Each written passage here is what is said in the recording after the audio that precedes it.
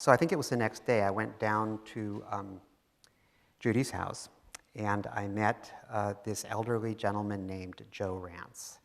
And Joe was very weak. He was stretched out on a recliner. He was on oxygen, but he was very alert mentally. And we talked a little bit about that earlier book. How old was he? He was 93 or 94 at the time.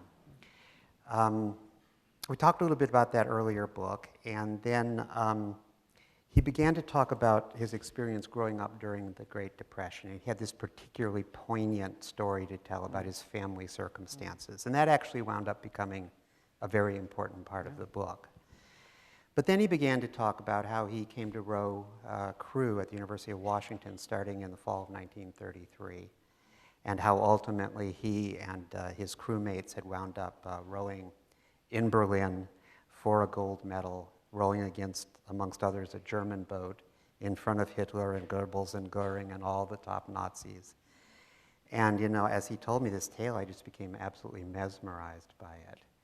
And I wound up that same day, I didn't go down there looking for a book topic at all, but I don't usually, you know, jump on a book topic that easily, but I was hooked right away. And so I asked him that day, I said, Joe, can I write a book about your life?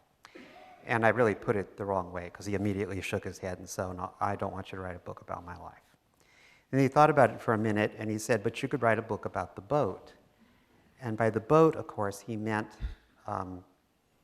himself and his crew members